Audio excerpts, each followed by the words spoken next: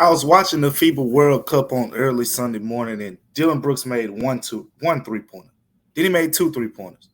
Then he made 3. Then he made 4. Then he made 5. And then I started wondering, did the Grizzlies give up on the vet a little bit too soon? Is it possible? This isn't something we've really talked about. But let's get into it right here, right now, coming up on Locked On Grizzlies. You are Locked On Grizzlies, your daily Memphis Grizzlies podcast, part of the Locked On Podcast Network, your team every day.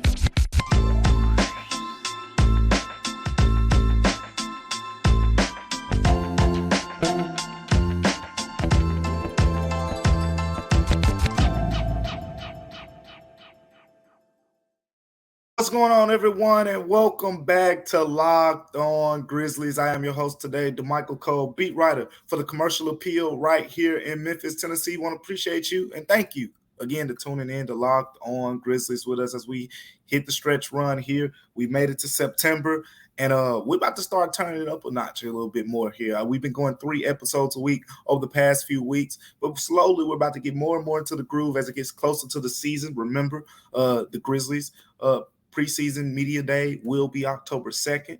And from that point on, we're going to hit the ground running. But appreciate you guys for tuning in on today. Make sure you continue to tune in and listen everywhere. YouTube, Google Podcasts, Apple Podcasts, Spotify, Stitcher.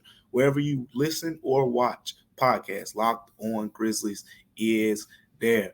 We got a loaded episode for you today. A lot to talk about, and pretty much primarily FIBA coverage as we wrap up that side of things on today. If you're on YouTube, you see our 3 bullet points here, and if you're not, I'm going to run them down with you real fast. We're going to talk about Dillon Brooks and his performance against Team USA on Sunday morning, as I alluded to in the opening. We're going to grade Jaren Jackson Jr.'s FIBA World Cup performance, and then we'll grade Santi Aldama and what he did in the FIBA World Cup. So all in all, a lot to talk about on today, but we got to start with the former Grizzly Dillon Brooks. We're going to talk about Jaren. We're going to talk about Santi because those are the guys, for those who like to focus on what the Grizzlies do have, those are the guys who will be on the Grizzlies roster this upcoming season. Dillon Brooks will not. But, as I said in the opening, it's worth having a conversation because I've talked to some people, not directly associated with the Grizzlies on this subject, but just fans around the team. And some people said things like, did we give up on Dillon too soon? And I think it's a conversation. You can at least have the conversation. You shouldn't immediately dismiss it and say, oh, no, he is who he is. He was what he was, and the Grizzlies don't need him. At the end of the day, if you want me to go ahead and give my answer on the topic, I think that the Grizzlies made the right decision. Just to not bury the lead here, I think letting go of Dillon Brooks was the right decision, and the Grizzlies are better for moving on more than likely, and Dillon Brooks will probably be in a better situation for his skill set going forward down there with the Houston Rockets. But let's get back to the point. Dillon Brooks, watching him against Team USA, finished that game with 39 points. 7 made 3-pointers, by the way. 39 points. 7 made 3-pointers, by the way. 12 of 18 shooting from the field. And Grizzlies fans, you'll love this one. 5 assists. So we're talking 39 points, 5 assists. 8 of 10 from the free throw line, 12 of 18 from the field, 7 of 8 on 3-pointers, 5 assists, 2 blocks, a steal, plus 9 in Canada's win against Team USA, and he was big. Big shot after big shot. And it just had me wondering, how is Dillon Brooks playing so elite with Canada? I put out a tweet on Sunday, and some people, I think, were a little bit confused by my wording, maybe, of how I worded the tweet. But I basically said, while some people were asleep because the game started at 3:45 a.m. Local time here in Memphis, while some people were asleep, Dillon Brooks did something that he'd never done with the Grizzlies. And people started pointing out, oh, you forgot the Utah playoff series. Oh, you forgot this game or that game. Like, no, actually I didn't. I'm pretty much at every single game. So I remember all of those games. But with all that being said, 7 3-pointers and 39 points in one game. Dillon Brooks has never done that. Not with the Grizzlies. He's never done that. But he did it on the biggest stage for a Canadian squad that had never medaled in a FIBA World Cup. Never. Not only did he do it in a game where they needed it, he did it against USA, against Anthony Edwards, Jalen Brunson, Tyrese Halliburton. He did it against Mikal Bridges. Granted, that's probably Team USA's C squad, D squad maybe, but he did it against those dudes who are very, very good NBA starters. So it just got me thinking, how was Dillon? Because this wasn't a one-game sample size. Let's get into Dillon Brooks' last 4 games with Canada. When they played Spain, remember we recapped that when they played against Santi Aldama. 22 points, 8 of 12 shooting, 3 of 3 on 3-points. 14 points, 3 of 5 on 3-pointers against Slovenia. Against Serbia, 16 points, 5 of 12 shooting, 3 of 8 on 3-pointers. All those games, he was super efficient. That's all you Grizzlies fans have asked for. Efficiency from Dillon Brooks for the past few years. And this is a 4-game sample size. So very small sample size. But we just saw Dillon Brooks shoot 16 of 24 over a 4-game stretch in 3-point. If he does half of that, if he goes, 10 of 24 and from 3-point range against the Lakers in the playoffs, talking about a completely different series. We're talking about a completely different series if he did that against the Lakers in the playoffs. Remember, it got bad to the point where the Lakers just left Dillon Brooks wide open. Team USA couldn't just leave Dillon Brooks wide open because he shot 7 of 8. Slovenia couldn't do that. Serbia couldn't do that. Spain couldn't do that. So I started thinking about it. What? Listening to what Dillon Brooks has said to me over the past couple years, watching the film, watching the game, because at the end of the day, if you remember his end of the season press conference, end of the season presser with the Grizzlies, Dillon Brooks basically said the Grizzlies had him playing a role, that wasn't conducive to his skill set. But when I watched him with Canada, it wasn't too much different. But it was different. It had me thinking maybe DB was right. With Spain, yes, Shai Gilgeous-Alexander dominated the ball, kind of like Ja Morant would with the Grizzlies. But we saw Dillon Brooks get pick and roll opportunities. We saw Dillon Brooks, dribble 2 or 3 times and get into his, off the dribble 3-point shot, which he was knocking down with consistency. Didn't get a lot of that when the Grizzlies were at full health. And emphasis on when they were at full health, because when Ja went down, Dez or Tyus or whatever the case may be, Dillon Brooks had a bigger offensive role, and he did some of the things that we saw with the Canadian national team. But all in all, Dillon Brooks was mainly a spot-up 3-and-D guy this past season, and it was a role. Yes, he did it for the betterment of the team. He talked about making that sacrifice, but he also said it very clearly that role was not the best for his skill set. He talked about how the Grizzlies didn't draw up plays for him. Well, guess what? Canada made it an emphasis to get him involved. It was an emphasis to get him involved. And this is just the offensive end. We know about the defense. Dillon Brooks won the Best Defensive Player award in the FIBA World Cup. So the defense is still what it is. We're going to talk more about that probably on a future episode, because I think me and Joe got some good things we can say regarding Dillon Brooks' defense.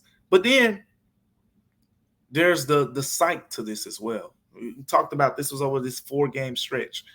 That first game was over the 4-game stretch. I said it earlier. You might not remember. It was against Spain. First game of that 4-game stretch was against Spain, who had Santi Aldama. Who did Dillon Brooks want to play against more than anyone in his time? Words out of his own mouth. Santi Aldama, Jaren Jackson Jr. I don't think it's a coincidence. You may think it's a coincidence, but Dillon Brooks scored over 20 points twice in the FIBA World Cup. Scored 22 against Spain, 8 of 12 shooting, 3 of 3 on 3-pointers. Scored 39 against USA, 12 of 18. Even though Jaren Jackson Jr. didn't play, but guess what? That was something that Dillon himself pointed out. He said he wanted Jaren Jackson Jr. to play. And, he hopes he's well. If I don't think we touched on it yet, but we'll touch on it a little bit in next episode, Jaren Jackson Jr. and FIBA. But he didn't play in that game due to an illness in the third place game. But with all that being said, Dillon wanted to go against Jaren. He wanted to go against Santi Aldama. He wanted those former Grizzlies. And guess what? He'll get them 4 times next season. And I've already talked about the trash talk between Dez and Dillon while we were out there in Las Vegas. And they're talking about what they're going to do to each other in a little friendly banter, a little trash talk. It's going to be fun.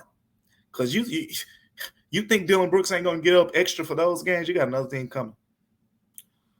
All in all, Dillon Brooks just put together a great stretch of play. I know some Grizzlies fans out there were saying, man, where was that against the Lakers? Some were saying, it reminded them of that series against the Utah Jazz, where I think Dillon averaged around 25 points and shot very efficiently from the field. But at the end of the day, Dillon looks like, at least in now, granted, Dillon looked good. Dennis Schroeder, looks like a top 10 point guard in the FIBA World Cup. Like certain role players in the NBA get different roles in the FIBA World Cup, and, these things happen. Bogdan Bogdanovic looked unguardable at times for Serbia, but he's going to go back to, his role with the Hawks, and he's going to be coming off the bench more than likely. So at the end of the day, these guys get bigger roles in these environments and take advantage of it. Maybe that's what Dillon did, or maybe, just maybe, the Grizzlies will be second-guessing their decision to let the 6-year vet go.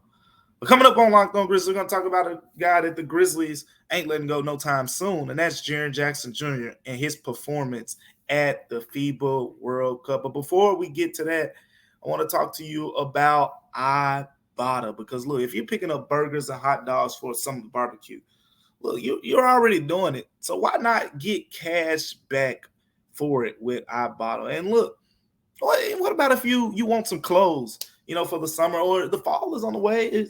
You want some new clothes, but your closet shouldn't be the only thing growing when you make those purchases, because that's a lot of money you spend if you want some clothes.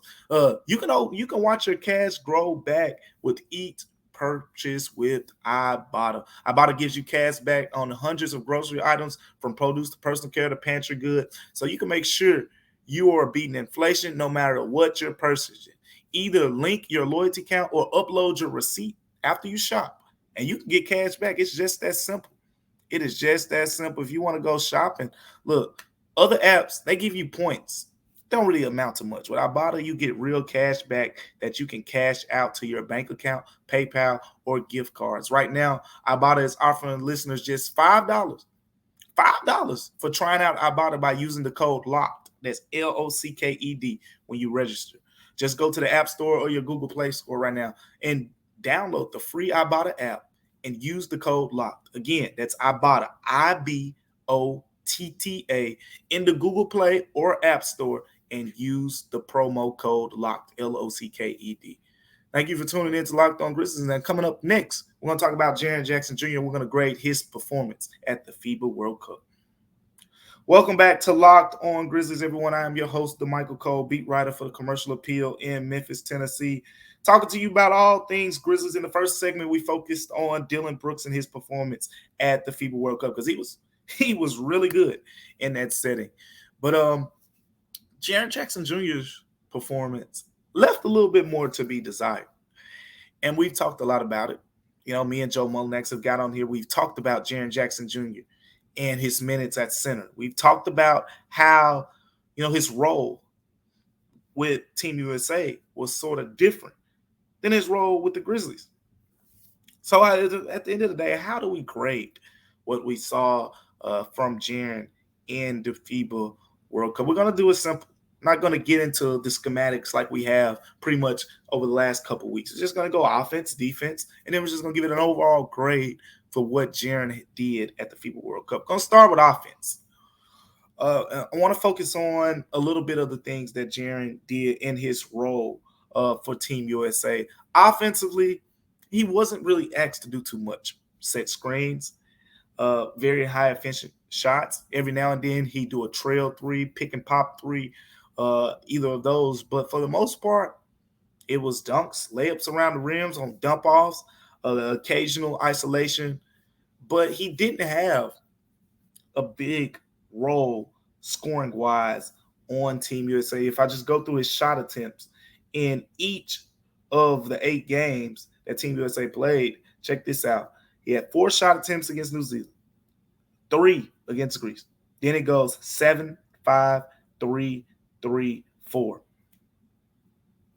Never had more than 7 shot attempts in any game. And even if you take away the one game that he did have at 7 shot attempts, didn't have more than 5 in any other game, despite being the starting center, despite being a big man who was an all-star this past season, despite being a big man who's known for having one of the best skill sets. When you just talk about skills, dribble, pass, shoot, for a big, one of the best skill sets for a 6'11" guy in the NBA right now, but wasn't really a focal point offensively. Even three-point shooting-wise, it was to the point, I think, early on in the tournament, we saw him take 4 3-pointers over a 2-game stretch against Greece and Jordan. After that, took 3 3-pointers in the last 4 games that he played. 7 3-point shots total, shot 2 of 7 on 7 3-point attempts. So even that part of his game, which with the Grizzlies, I mean, we probably see Jaren Jackson Jr. take 7 3-pointers in a game casually, but it was different. It was a different offensive role. I credit him for trying to adjust to the role, do what's best for the team.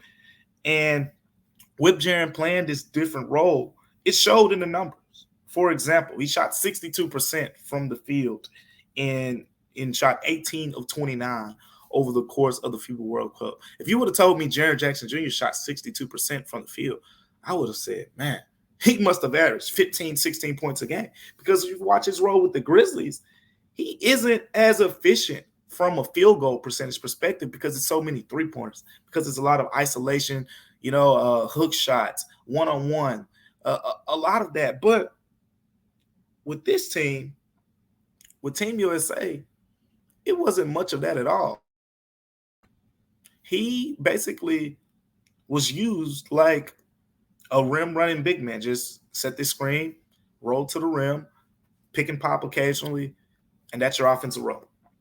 I think he did all right on that end. Offensive rebounding it was what it was. We talked a lot about rebounding. 3 games I think Jaren had with 0 offensive rebounds. He had 2 in another, 3 in another, and 1 offensive rebound in 2 games. So offensive rebounding, again, it wasn't really a strength for him as well over the course. I think he played in 7 games for Team USA and had 7 offensive rebounds. So one offensive rebound per game is what Team USA got out of Jaren. So I'm going to give his offensive performance. I'll give it a C plus. I give it a C plus, bordering on just a C, because it was pretty average. It wasn't much that stood out, but he was efficient from a shot making standpoint. And granted, when you play for Team USA, you really don't want your bigs, I guess, taking the guards. And Jaren definitely, let the guards do their thing on this team. And, it's a good idea because in any given year, those guards could be Devin Booker, Jason Tatum, Damian Lillard, Kyrie Irving, Kevin Durant, LeBron James, and so forth. But this year, Tyrese Halliburton, Jalen Brunson, Anthony Edwards, and so forth, which is still really good. But at the end of the day, it's completely understandable why Jaren took a lesser offensive role, and he did all right in that role. Now, defensively, things were a little bit different. Foul trouble creeped up for Jaren at certain times, and he fouled out of 2 games. Fouled out against Lithuania, fouled out against New Zealand, and also had another game with 3 fouls. Overall, 2.7 fouls per game. In minutes-wise, again, USA likes to distribute their minutes between guys, but for the most part, he didn't top 20 minutes over the course of the World Cup in the 7 games that he did play. Averaged 16 and a half minutes with some foul trouble sprinkled in there. And the foul trouble basically became because of the role he was put in. I think defensively, it was hard for Jaren to be that Roman shot blocker we're used to seeing. Check this out. We're talking about a guy who's paced the NBA in blocks per game the last 2 seasons, getting the opportunity to play in a FIBA World Cup where it's not even a defensive 3. He can just plant his feet and say, come to me. I thought Jaren could average 3 or 4 blocks in this environment. Turns out he didn't even average 1. a little under 1 to be exact, 0.9 blocks per game for Jaren Jackson Jr. In fact, had the same amount of blocks as steals. That just ain't what you see from Jaren. But it's because of the role. When you put him at center, for one, it was easier for teams, for the countries to bring Jaren away from the basket. We talked about how Germany did it to a T. They just brought Jaren away from the basket and attacked the rim because there wasn't any other shot blocking on the floor for Team USA. When he's at center, it's easier to bring him away from the basket. Then, on top of that, when he's at center, he can't play that roaming role like he did with the Grizzlies at power forward. Remember, the reason he's able to play that roaming role in part is because you got Steven Adams, who is, by all accounts, a very good defender, a very good rim protector on his own. So you can say, hey, Jaren, go block a shot at the three-point line. Go block a shot at the free throw line. Go block a shot anywhere on the court. Because guess what? If you're not at the rim, they still got to get past Steven Adams. If he wasn't at the rim for Team USA, you just got to get past 6'5" Josh Hart. Great defender, great position defender, but you got to get past Mikal Bridges, 6'7", long arms, but not Jaren Jackson Jr. when it comes to blocking the ball and protecting the rim. So it was a little bit easier for teams at that point. But basically with putting Jaren at the center, also since he wasn't able to roam, you put him more in a man-to-man situation. And that's when he had to guard Nikola Vucevic one-on-one for Montenegro, or he had to guard Jonas Valanciunas more one-on-one for Lithuania. And in each of those situations, there was some foul trouble. Especially against Jonas, because it's pump fakes. It's one-on-one. It's not the role that we see him play with the Grizzlies. You're not going to see a lot of power forwards in today's NBA going back to the basket, and you just got to hold your ground one-on-one in post defense. Jaren can do that. He's proven he can do that, but it's not his defensive strength. It's not a weakness by any stretch, but being put in those situations makes him more prone to foul, and we saw the ricochet effect of that on his defensive performance. Overall, I give his defensive performance a B. I think the defensive rebounding left some things to be desired when we talked about the weaknesses of it and the foul trouble. But still, even though he didn't block as many shots, blocks and steals combined, he was very active over the course. There was only one game that he didn't have a block or steal, and it was against Italy in a game that he pretty much only played 11 minutes because of some early foul trouble, and then the game was a blowout in the second half, so he didn't really need to come back in that much. But that's the only game where he didn't have a steal or block. So he still was active defensively, just wasn't, the Jaren Jackson A-plus level of active. I'll give it a B overall. Next, we're going to grade Santi Aldama coming up on Locked On Grizzlies. Welcome back to Locked On Grizzlies, everyone. I am Damichael Cole, beat writer for the Commercial Appeal right here in Memphis, Tennessee. I want to appreciate you for tuning in to Locked On Grizzlies on today. Make sure you continue to tune in to Locked On Grizzlies. Recapping the show so far, we talked about Dillon Brooks, how he went off against Team USA, and it just had me thinking, big picture, how that mattered for the Grizzlies. We also talked about Jaren Jackson Jr., graded his FIBA World Cup performance offensively and defensively, and now we're going to do the same for Santi Aldama. Santi Aldama showed some stuff to me.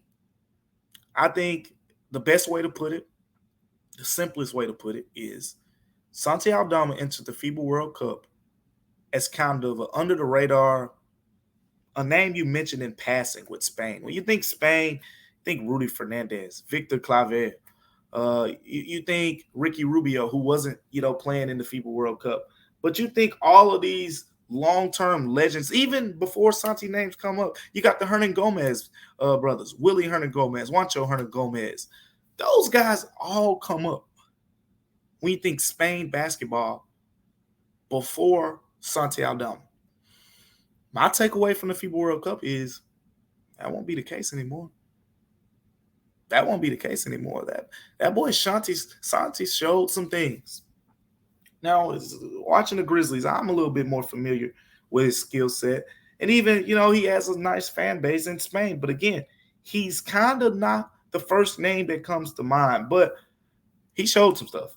Just recapping his performance, he averaged over 11 points per game, 11.2 points, 4.2 rebounds per game. But it's not just that. 56% from the field shooting, around 35.7% on three-pointers, which is right on par with his NBA numbers. So I think you can pretty much conclude from this performance that Santi is a guy who's going to be around for a while. And his role is probably only going to get bigger from here. And the 11.2 points even came with a dud came in there. Remember against Latvia, he was kind of taken out of the lineup. We'll get to why as we break down the offense and the defense here in a little bit. But let's switch it up.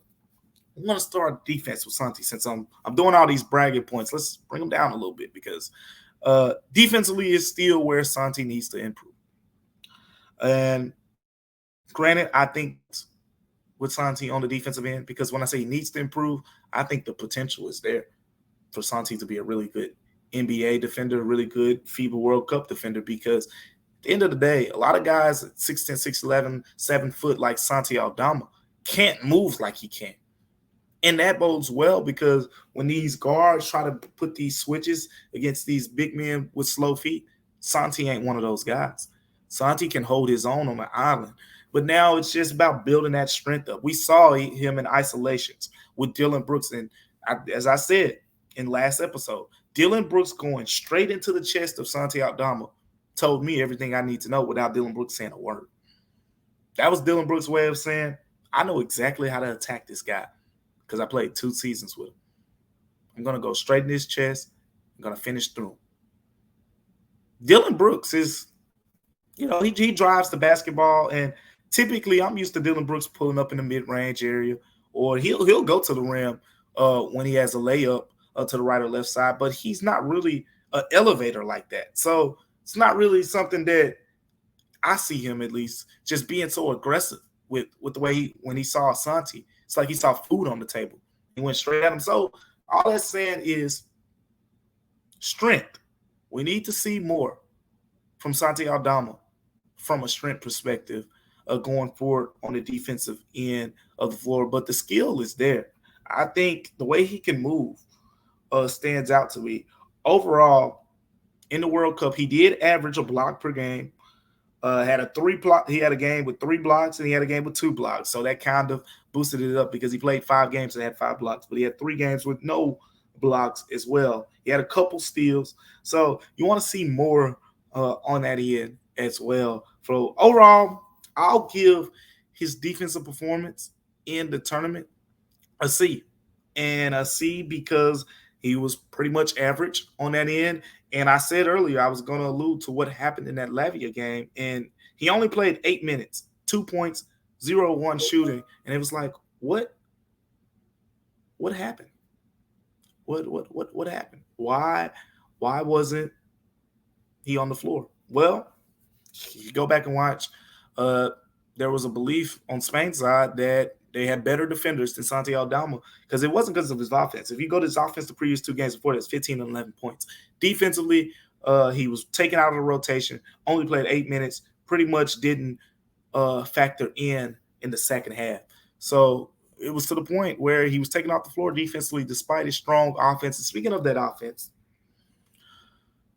much better grade than the defense. And Santi's offense, he just like Dillon Brooks did in his final game, Santi went out strong. 20 points against Canada, 8 of 12 shooting, 4 of 7 on 3-pointers. It was his best game of the tournament. And a lot of that was while being guarded by Dillon Brooks, mind you. We talk about how Dillon Brooks knows his game. He knows his game on that end too, and it didn't work out too well like it did for him attacking Santi on offense. But Santi, 20 points. He played 25 minutes, which was a high for him in the World Cup in that game. And, I mean, the offensive creativity of this guy is there. Santi can be a 3-level scorer legitimately. 35.7% from 3-point range in the FIBA World Cup, right on par with his NBA numbers. But to me, it was his ability, he had the turnaround mid-range jumpers. He had the face-up mid-range jumpers, which we haven't seen much of that. Seeing Santi incorporate that into his game not only bodes well for his full offensive skill set, but it takes the Grizzlies to another level. How does it take the Grizzlies to another level? One of the Grizzlies' biggest offensive weaknesses, even when you go past just raw shooting numbers, is the half-court offensive efficiency. One of the best ways to improve your half-court offense is to have more guys on the floor who can create for themselves. We talked about how the Grizzlies, they added better guys, offensively to put around their stars in terms of more shooting, having guys like Luke Kennard on the floor. Marcus Smart can get hot from three-point range. Derrick Rose recent shooting numbers of the past couple years have been really good. But overall, you still need more shot creating. And you're not going to get a lot of that probably from Marcus Smart. Derrick Rose is very capable of that, but he's not as explosive as he used to be.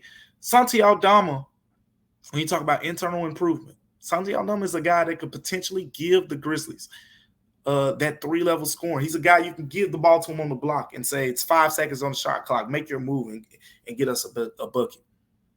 He's a guy who could potentially do that. We saw him do that for Spain in stretches. So overall, again, I'll grade Santi Aldama. I think he had right on par with Dillon Brooks. Dillon Brooks probably had the best FIBA World Cup tournament of the three players. Jaren probably had the worst, but again, it's more about the fit, I think. Jaren's going to go back to the Grizzlies and ho-hum continue exactly what he did last season because he's going to be in a completely different role. And Santi Aldama, he was great in his role for Spain, and he made himself a name that people will recognize going forward. Thank you for tuning in to Locked On Grizzlies today. Make sure you continue to tune in to Locked On Grizzlies. Me and Joe Monac should be back with you for the next episode of Locked On Grizzlies. I think there's some more meat on the bone to talk about what Dillon Brooks did for the Grizzlies. We're going to talk about that, and we're going to talk a little bit deeper into what's going on with the rest of the team. FIBA World Cup is over now, so we got to talk about the rest of the Grizzlies and what those guys have done. But thank you for tuning in to Locked On Grizzlies. Remember, it's free and available wherever you get your podcast. Until next time, I'm Damichael Cole. We'll see you on Locked On Grizzlies.